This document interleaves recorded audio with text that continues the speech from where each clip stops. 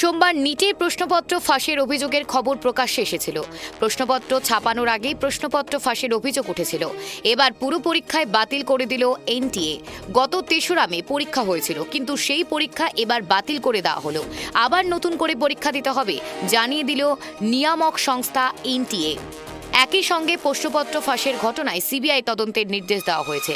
প্রশ্নপত্র ফাঁস বিতর্কে রাজস্থানের শিকর জেলার প্র্যাকটিস প্রশ্নপত্রের সঙ্গে নিট পরীক্ষার আসল প্রশ্নপত্রের একটা বড় অংশ মিলে গিয়েছে। গতকালেই এই খবর সামনে এসেছিল। রাজস্থান স্পেশাল অপারেশন গ্রুপ সূত্রের খবর, গত ৩রা মে নিট পরীক্ষার প্রশ্নপত্রে ৭২০ নম্বরের মধ্যে ৬০০ নম্বরের প্রশ্নেই মিলে গিয়েছিল। তারপর থেকে প্রশ্ন উঠেছিল, নিছকীয় প্রশ্নপত্র মিলে গিয়েছে নাকি সত্যিই পরীক্ষার আগে প্রশ্নপত্র লিক হয়েছিল। তা তদন্ত করে দেখা হয়। তদন্তের পরেই জানা যায় প্রশ্নপত্র পরীক্ষার আগে ফাঁস হয়েছে। তারপরে পুরো পরীক্ষায় বাতিলের সিদ্ধান্ত নিয়েছে নিয়ামক সংস্থা এনটিএ।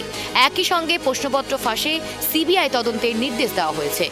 सर, हम लोग को 2 साल का जो मेहनत था, हमने जिस तरीके से जी जान से मैंने पढ़ाई की थी और वो हमारा एक क्षण में बर्बाद हो गया। पता चला कि पेपर था जो कैंसिल हो गया, लीक हो गया राजस्थान से।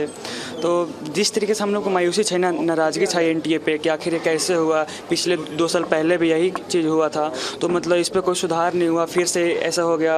और हमको तो ऐसा लग रहा है कि अगर जिस पैटर्न पे भी एग्ज़ाम चल रहे हैं, आगे भी आने वाले समय में अगर हो सके तो पेपर लीक हो सकते हैं। तो मैं मतलब एनटीए से बस ये गुजारिश करना चाहूँगा कि हम लोग बच्चों के मेहनत पे पानी ना फेरें।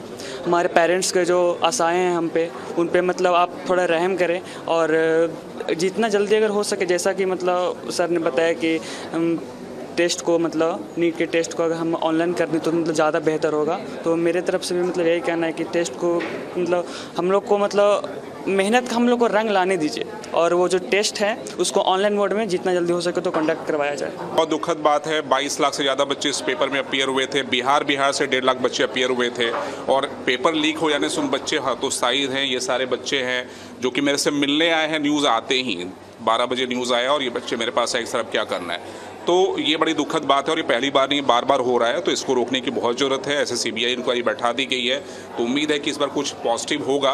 और मेरा मानना है कि अगर नीट में लीकेज को रोकना है तो एक ही तरीका है जो आईआईटी में होता है, जेईई में होता है। पेपर को आप ऑनलाइन कीजिए, लीकेज नहीं होगा। तो मेरा एडवाइस होगा, जो भी सीनियर लोग सुन रहे हैं, जो बैठे हुए हैं हायर अथॉरिटी को, वही बोलना चाहूँगा कि आप नीट को भी जल्दी जल्दी ऑनलाइन कर दीजिए।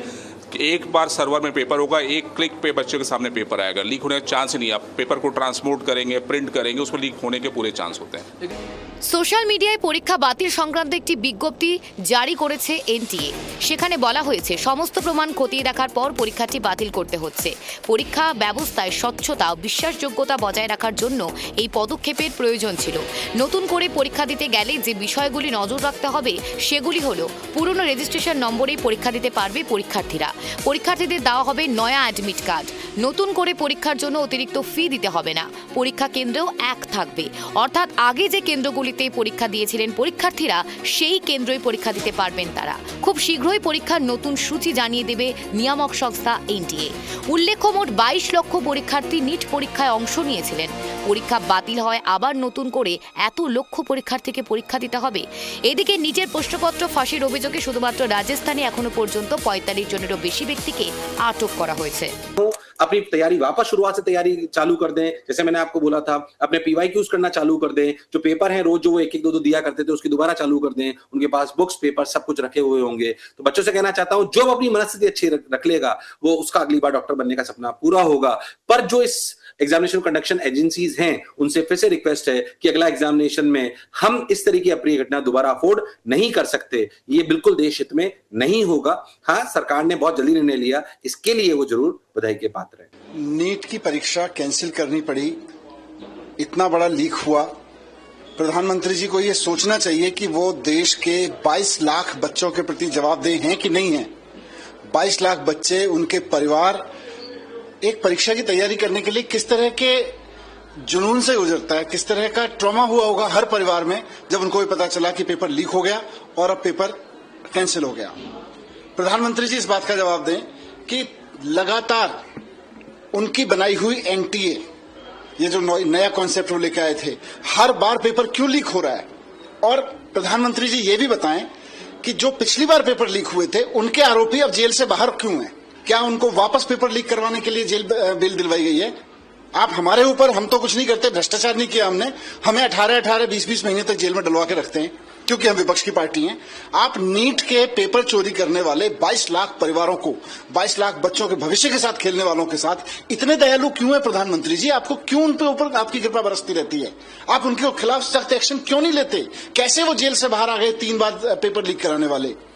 मैं प्रधानमंत्री जी को यह भी कहना चाहता हूं कि ये जो बच्चे हैं ना 22 लाख, ये देश की नौजवान पीढ़ी है, ये देश का जेनजी है।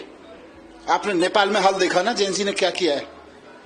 याद रखिएगा कि अगर ये जेनजी अपनी पे आ गई ना, अगर आपके लोग चंद पैसों के लालच में इसी तरह से पेपर की दलाली करते रहे तो ये जेनजी नेपाल बना के सत्ता के लोगों को खदेड़ती है, फिर सत्ता में बैठे लोगों को। ध्यान रखिएगा प्रधानमंत्री जी, ये जेनजी है, इसको आम आदमी पार्टी की तरह से या विपक्ष की पार्टी की तरह से आप ईडी से डील नहीं कर पाओगे, आप सीबीआई से डील नहीं कर पाओगे। ये जेनजी है, जज्बात से है।